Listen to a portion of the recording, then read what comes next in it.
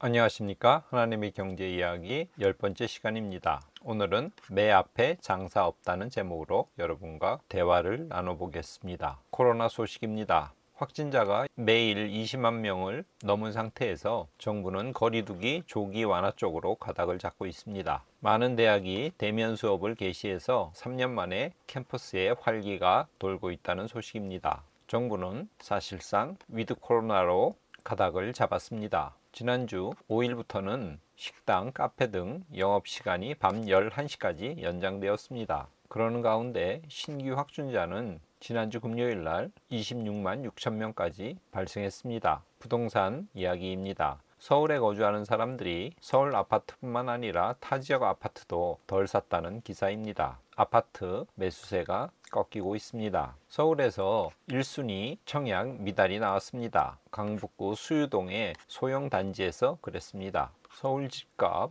6주째 계속 하락하고 있습니다. 대통령 선거가 얼마 남지 않았습니다. 대선을 앞두고 한편으로는 거래 절벽과 매물 적체가 심화되고 있고 서울에서는 미분양까지 발생했는가 하면 또 다른 한편으로는 실거래가 신고가 행진이 이어지고 있습니다. 대통령 선거를 앞두고 상반된 시그널이 발생하고 있어서 부동산 시장은 숨을 죽이고 대선 결과 눈치 보기에 들어가 있습니다. 금융당국은 제2금융권의 마이너스 통장에도 충당금 적립을 의무화했습니다. 대출이 점점 조여지고 있다는 뜻입니다. 러시아 이야기입니다. 푸틴이 지난주 초에 핵폭탄 언급까지 했습니다. 그래서 핵전쟁 공포가 확산되었습니다. 이에 바이든은 미국 사람들이 핵전쟁 걱정까지 해야 되는 질문에 아니다라고 강하게 대답했습니다. 러시아의 침략에 우크라이나가 예상과 달리 선전하고 있습니다. 조국을 지키겠다는 우크라이너들이 총을 살려고 긴 줄을 섰다고 합니다. 지난주 초에 러시아와 우크라이나 사이에 회담이 있었고요. 목요일에도 회담이 있었습니다. 그래서 통로를 만들고 그 통로를 통해서 민간인 대피를 위해서 일시 전쟁도 중단하겠다고 약속까지 했습니다. 한편 미국을 비롯한 서방 세계는 국제 무대에서 러시아의 운신의 폭을 좁히려는 외교적 조치를 취하고 있습니다. 예를 들면 유엔 인권이사회 이사국 자격 박탈을 미국의 국무부 장관이 제안했습니다. 서방의 이딴 제재로 러시아 경제가 휘청거리고 있습니다. 3월 2일 기준 달러 대 루브라 환율인데요. 28일에 1달러당 80루블 초반이던 환율이 며칠 후에는 달러당 117루블까지 뛰어올랐습니다. 루브라의 폭등, 다시 말하면 루브라의 가치가 떨어지는 거죠. 이것을 막기 위해서 러시아는 기준금리를 9.5%에서 20%로 10% 이상 올렸습니다. 러시아의 경제 제재 불똥이 한국에도 튀었습니다. 기아차와 현대차가 러시아 점유율 2위와 3위를 차지하고 있는데 경제 제재로 큰 손실이 예상됩니다. 우리나라는 러시아에서 납타를 수입하는 최대 수입국입니다. 나프타는 플라스틱, 섬유, 고무 등을 생산하는 기초 원료입니다. 그런데 러시아와 우크라이나 사이의 전쟁으로 나프타 가격 상승세가 가파릅니다. 그래서 우리나라에 굉장한 부담이 되고 있습니다. 지난주에는 일부 러시아 은행들을 스위프트 국제은행 간 통신협회 결제망인데요. 이 스위프트에서 배제하기로 결정했습니다. 이렇게 러시아에 대한 경제적 제재가 본격화되면 공급난과 인플레이션 부담으로 서방 세계에도 물가 상승과 경기 둔화를 야기시킬 수 있습니다. 즉 스태그플레이션이 올 수 있다는 얘기죠. 그래서 걱정을 하지 않을 수 없습니다. 3월 2일 기준 WTI 유가 차트입니다. 며칠 사이에 배럴당 90불에서 110불대까지 급등했죠. 시카고 선물시장 밀 가격 6개월 차트입니다. 2월 달에 1부셸당 750불 하던 가격이 3월 초에 1020불까지 뛰어올랐죠. 이것은 1년 밀 가격 차트입니다. 1년 전에 비해서 여기 보시면 66.67% 밀 가격이 상승했습니다. 그리고 최근에 엄청나게 오른 것을 알 수 있습니다. 미국 1월 근원 PCE 물가, 근원 개인 소비 지출 가격 지수입니다. 이 PCE 물가가 전년 대비 5.2% 올랐습니다. 이 지수는 1983년 이래 최고치라고 합니다. 다시 말해서 개인 소비 지출 가격 지수가 40년 만에 최고 수준을 기록했습니다. 인플레이션이 심하다는 뜻이죠. 우리나라도 22개월 만에 생산과 소비 지수가 동반으로 감소했습니다. 별로 안 좋은 시그널이죠. 2월 수출 결과가 발표되었는데요. 다행히도 전년 동월 대비 20.6% 성장했습니다. 12월, 1월에는 무역수지 적자를 기록했는데요. 2월 달에는 다시 무역수지가 플러스 8.4억 달러로 흑자로 돌아섰습니다. 지난해 1인당 국민소득이 3만 5천 달러를 돌파했다고 합니다. 전년 대비 10.3%가 올랐습니다. 그것은 경기 회복과 원화 가치 상승에 힘입었기 때문이라고 합니다. 1인당 3만 5천 불이면 대단한 숫자죠. 물론 현실적으로는 그렇게 잘 체감이 되지 않습니다. 미국 시간으로 2일 미 연준의 파월 의장이 하원에서 증언을 했습니다. 여기서 3월 FOMC 회의에서 0.25포인트 금리 인상을 할 의향이 있다고 발표를 했습니다. 시장은 0.5% 올릴 걸로 예상을 했기 때문에 상대적으로 낮은 금리 인상 발언에 환호했습니다. 여기 차트를 보시면요, 약 10시경에 그런 발언을 했는데 그 이후부터 S&P 차트가 계속 오른 걸 볼 수 있죠.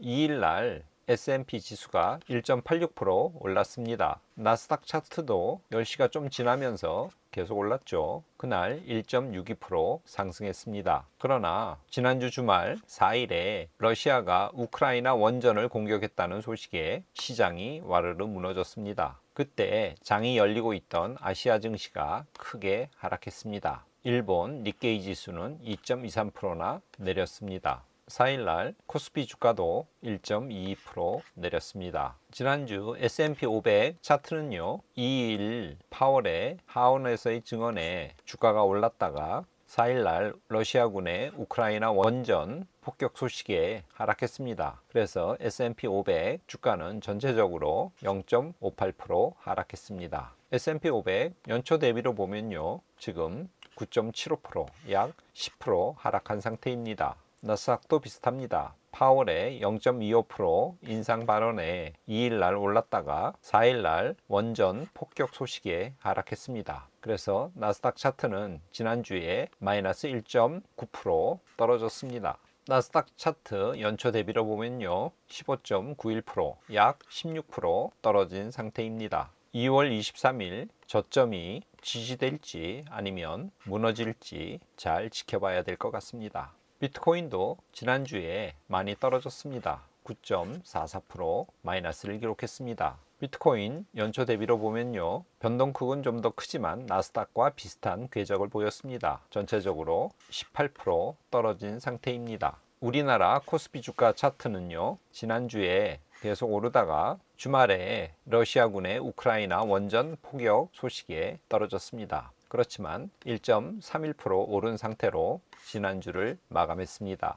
코스피 주가 차트 연초 대비로 보면 지금 2600과 2700 사이에서 바닥을 다지고 있는 상태라고 볼 수 있습니다. 1월 말에 2614 저점을 딛고 하방을 지금 단단하게 다지고 있다고 해석해 볼 수 있겠습니다. 미 2년물 국채금리 3개월 차트입니다. 전쟁 소식에 연준이 급하게 금리를 올리지 못할 거라는 예상에 2년물 금리가 조금 떨어져 있는 상태입니다. 10년물 국채금리는 더 많이 떨어졌죠. 전쟁으로 안전자산을 선호하는 사람들이 늘어나면서 이 10년물 국채금리를 많이 샀기 때문에 그렇습니다. 수요가 많으면 금리는 떨어집니다. 그리고 10년물 국채금리가 떨어진다는 것은 장기 경제 전망을 좋게 보지 않는다는 뜻입니다. 그렇기 때문에 이 10년물 국채금리 하락은 결코 좋은 시그널이 될 수 없습니다. 지난주 전쟁 소식으로 금 가격이 굉장히 많이 올랐죠. 거의 온스당 2,000불에 근접하고 있습니다. 2020년 여름에 전고점 이것을 뚫을지 예의주시해 봐야 되겠습니다. 은도 마찬가지로 많이 올랐죠. 텍사스 원유 가격 주간 차트입니다. 지난주에 급등했죠. 달러 인덱스입니다. 유럽 쪽에서 전쟁이 발생했기 때문에 유럽 주식시장 그리고 유로화가 약세를 보이면서 그리고 안전자산인 달러로 돈이 몰리면서 달러 인덱스가 굉장히 많이 올랐습니다. 하나님의 경제 이야기 10번째, 매 앞에 장사 없다 정리해 보겠습니다. 러시아와 우크라이나 간 전쟁이 지속되고 있습니다. 시장은 전쟁의 공포로 하락했습니다. 지난주 2일 날 파월 의장이 하원에서 증언을 하면서 3월에 25bp 인상할 거라고 발언하면서 주식시장은 잠시 상승을 했습니다. 그러나 지난 주말 러시아군이 원전을 포격했다는 소식에 시장은 다시 한번 휘청거렸습니다. 2월 마지막 주에 전쟁이 발생했음에도 불구하고 가격이 올랐던 시장은 마이동풍격으로 자기 길을 가던 시장은 매 앞에 장사 없다는 우리나라의 속담처럼 계속 전쟁이 지속되자 하락으로 전환했습니다. 원유 가격, 밀 가격 등이 급등했고요. 그리고 미국의 근원 개인 소비자 지출 가격 지수가 40년 만에 최고 수준을 기록했습니다. 인플레이가 계속 진행되고 있다는 뜻이죠. 전쟁으로 안전자산, 금에 대한 수요가 늘어나면서 금값이 많이 상승했습니다. 지금은 제로금리와 많은 유동성을 공급한 탓에 자산 시장이 과열되어 있는 상태입니다. 게다가 공급망 병목 현상까지 발생했죠. 그래서 인플레이션이 심화되고 있는 와중입니다. 그런 때에 전쟁이 발생했습니다. 그래서 인플레이션이 더욱더 가속화되고 있죠. 이에 따라 경제 성장은 둔화될 수밖에 없습니다. 현재 연준이 처한 딜레마는 다음과 같습니다. 긴축을 해야 되는데 전쟁 때문에 시장이 위축되어 있습니다. 그래서 긴축을 완화한다면 인플레이션은 더욱더 심화될 것입니다. 인플레이션을 의식하면서 이 인플레이션에 적극 대응한다는 의미에서 금리를 많이 올린다면 경기가 침체에 빠질 것입니다. 그렇기 때문에 연준은 이러지도 저러지도 못하고 있는 상황입니다. 하나님의 경제 이야기 10번째 시간을 마치면서 저는 시편 102편 27절 28절의 말씀을 가져왔습니다. 읽어보겠습니다. 주는 한결 같으시고 주의 연대는 무궁하리이다. 주의 종들의 자손은 항상 안전히 거주하고 그의 후손은 주 앞에 굳게 서리이다 하였도다. 전쟁으로 혼란한 불안한 한 주를 우리는 보냈습니다. 우리가 하나님을 의지하는 이유는 그분이 여기 본문에 있듯이 한결같으시고 하나님의 계획과 시간이 일시적이지 않고 일관성 있고 지속적이기 때문입니다. 그래서 시편 기자는 주의 연대는 무궁하리이다 이렇게 고백하고 있습니다. 그런 하나님을 믿을 때 그의 자손들은 항상 안전히 거주하고 그의 후손들은 주 앞에 굳게 설 수 있는 것입니다. 하나님의 경제 이야기 시청자 여러분, 한결같으신 분, 그리고 계획과 시간이 무궁한 하나님 아버지를 의지함으로써 이번 한 주도 주님께서 주시는 평화가 여러분의 삶에 늘 함께 하시기를 기원합니다. 주님 안에서 안전히 거하고 주 앞에 굳게 서시는 여러분이 되시기를 바랍니다. 오늘은 이것으로 마치겠습니다. 감사합니다.